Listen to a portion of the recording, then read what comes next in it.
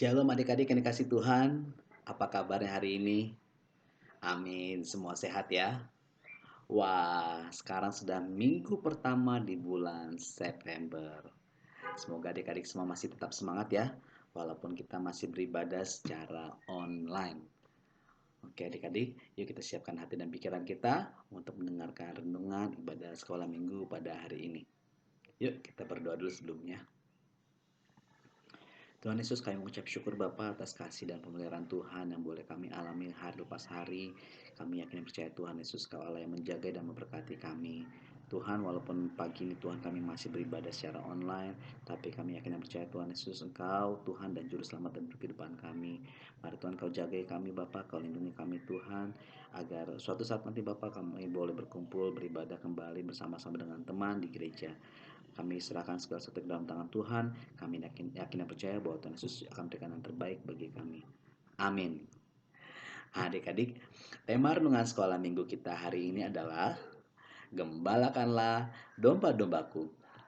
Bacaan firman Tuhan diambil dari kitab Yohanes 21 ayat 15 sampai 19. Sebelumnya, kita baca dulu ayat Alkitabnya dan tonton video animasinya.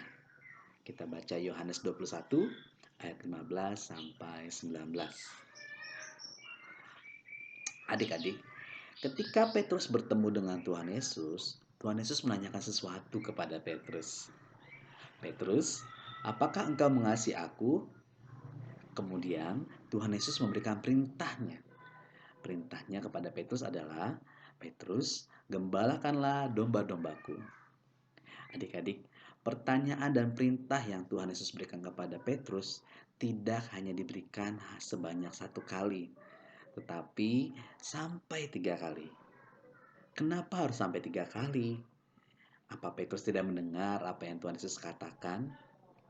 Adik-adik, bukan karena Petrus tidak mendengar, tetapi Tuhan Yesus ingin melihat berapa besar kasih Petrus kepada Tuhan Yesus. Dan juga Tuhan Yesus ingin menegaskan perintah yang Tuhan berikan kepada Petrus. Gembalakanlah domba-dombaku. Ya, Tuhan Yesus bilang dombaku. Berarti domba kepunyaan Tuhan Yesus. Kalau adik-adik pernah lihat seorang gembala domba atau kambing atau binatang yang lain, kira-kira apa sih tugas dari gembala?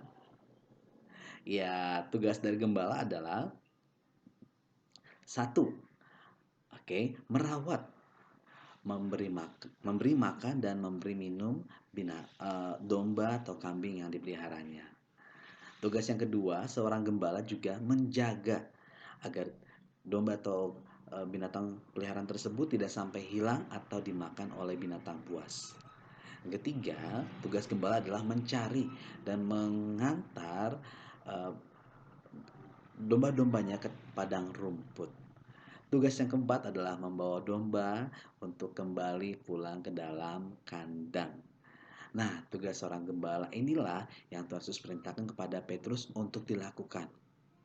Dan kita sebagai anak-anak Tuhan mempunyai tugas yang sama dengan Petrus, yaitu mengembalakan domba-domba Tuhan. Emang Tuhan Yesus punya banyak binatang atau domba ya?